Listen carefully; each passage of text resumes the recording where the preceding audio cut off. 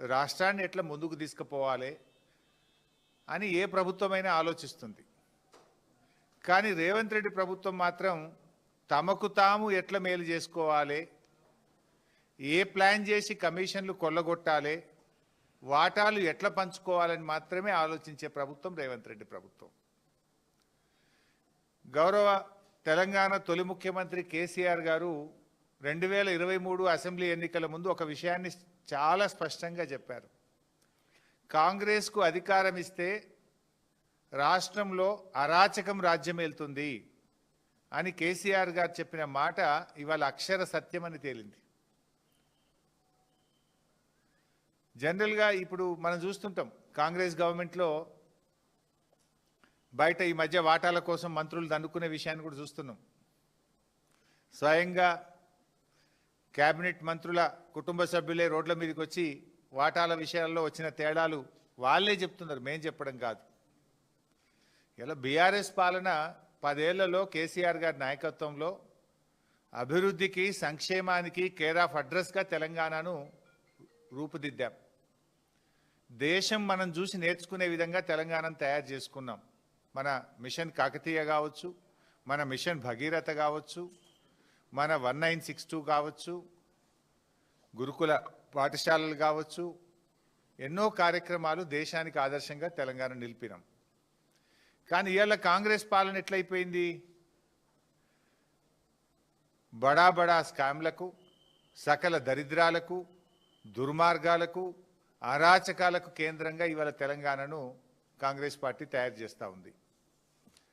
రేవంత్ రెడ్డి గారి పాలన అవినీతితో కంపు కొడతా ఉంది. ఈరోజు అసలు కేబినెట్ సమావేశాలు దేనికోసం జరుగుతాయి? ప్రజలకు ఏదైనా మేలు చేసే విషయంలో, విధానపరమైన నిర్ణయాలు తీసుకునే విషయంలో, పేదల కష్టాలు తీర్చే విషయంలో, ఇచ్చిన గ్యారంటీలో ఎన్నికల హామీలు అమలు చేయడం కోసం కేబినెట్ మీటింగులు జరగాలి. కానీ ఈ ప్రభుత్వంలో కేబినెట్ మీటింగులు దేని మీద జరుగుతున్నాయి? వాటాల కోసం, కమిషన్ల కోసం ఇవాళ కేబినెట్ మీటింగులు జరుగుతూ ఉన్నాయి.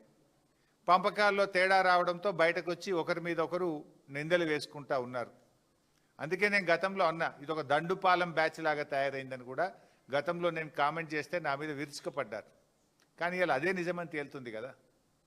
మొన్నటి క్యాబినెట్ మీటింగ్లోనేమో ల్యాండ్ స్కామ్, నిన్నటి క్యాబినెట్ మీటింగ్లోనేమో పవర్ స్కామ్ జరుగుతున్నది. ఇంతే కదా. మొన్ననేమో 5 లక్షల కోట్లు దండుకునేటువంటి ల్యాండ్ స్కామ్ మీద జరిగింది. అఫ్కోర్స్ నిన్న క్యాబినెట్ మీటింగ్ అయినాక కూడా బయటకు వచ్చి ఏం మాట్లాడినరు? లేదా 5 లక్షలు కోట్లు దండుకునే స్కామ్ ఇది ఒక ముఖ్యమంత్రి రేవంత్ రెడ్డిదే కాదు, దీని వెనుక క్యాబినెట్ సబ్ కమిటీ ఉంది, మేము అందరం కలిసే చేస్తున్నామని చెప్పిరా నిన్న.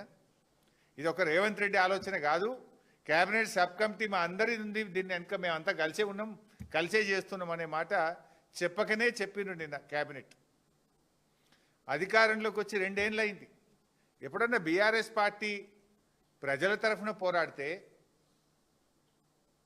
విద్యార్థుల ఫీజు రియంబర్స్మెంట్ ఇవ్వమంటే, అవ్వాతాతలకు 4000 పింఛన్ ఎప్పుడు ఇస్తావంటే, అక్కా చెల్లెలకు మహాలక్ష్మి 2500 ఎప్పుడు ఇస్తావంటే, లేదు కాంగ్రెస్ పార్టీ చేసిన స్కాములు బయట పెడితే ఏమంటారు?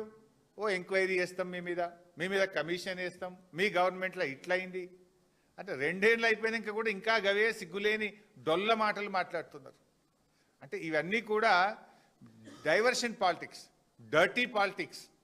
అరే మీ మీద స్పష్టంగా మేము ఆరోపణ చేసినాము, దానికి సమాధానం చెప్పండి.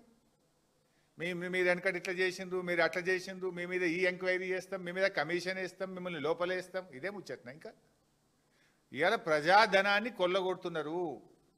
ప్రజలు ఈ రాష్ట్ర ఖజానాకు వచ్చే డబ్బులు కాంగ్రెస్ పార్టీ జేబుల్లోకి పోతున్నాయని ఒక ల్యాండ్ స్కామ్ బయట పెట్టినాం. దాన్ని ఎందుకు సూటిగా సమాధానం చెప్పరు మీరు?